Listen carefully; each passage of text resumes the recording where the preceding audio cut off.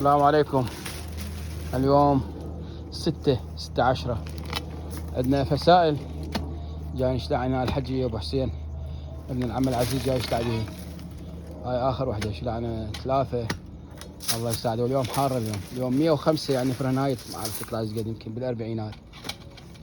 رجع علينا الحر بشهر العاشر من جديد. وهذه عندنا وحده هنا خلصت مو هاي فصيله اشتعلناها. هذا مجدول عم تشوفوا المجدول، هذا المجدول الله يساعدك ابو حسين بارك الله بيك.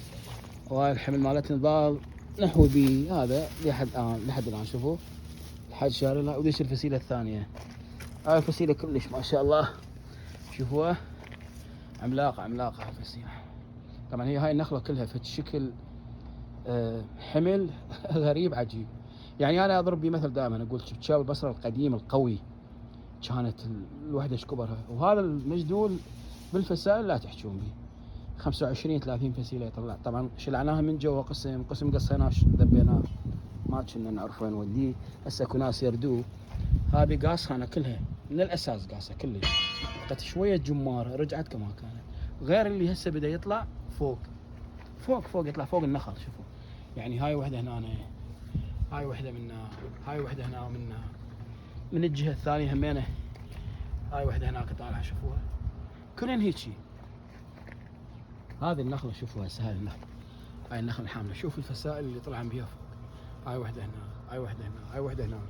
طبعا الجد هي قاصين منها والشارعين منها. وهذا اللي يخلي له وحده بالبيت بالبستان تكفيه بالفسائل، تكفيه وتزيد عليه.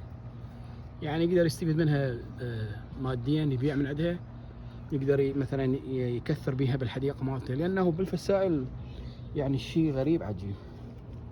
بس حبينا نشوفكم هاي الصورة. شوفوا بقى هسه هذا عالي يعلى، يعني اغلى طويلة تصير وظل تطلع فسائل فوق. شيء غريب، احنا حقيقة هذا الشيء ما شايفيه بنخلنا ولا ابد ما شايفه. يعني هسه شوفوا بيها كم وحدة. هذه وحدة هنا، وهذه وحدة هنا، وذيك وحدة هناك، وهاي وحدة هنا فوق، وهذه وحدة طالعة. شوف ايش قد طالعة هذه ما تشيك هذه، شوف ايش قد طالعت فيها. وهاي وحدة هنا، يعني 6-7 فسائل طالعات فوق بعض. شوف كمان شوفوا فوق بالنخلة فوق. شوف هاي من هاي الجهه ذني كم وحده، ومن الجهه الثانيه، وغير اللي جاي يطلع جاي. شوفوا هذا جاي يطلع، شوف جاي يطلع، هذا جاي يطلع. شيء غريب، يعني ما يطلع عندنا احنا هيك، ما يطلع عندنا فسائل، ما يطلع عندنا فوق. ما اعرف، يمكن لانه مطر عندهم بالصيف فتتنشط الخلايا مالتها التكاثريه وتتكاثر هيك، اتوقع هيك سبب، او نوعيته هيك النخل هذا. بس حبيت اشوفكم هاي الصوره.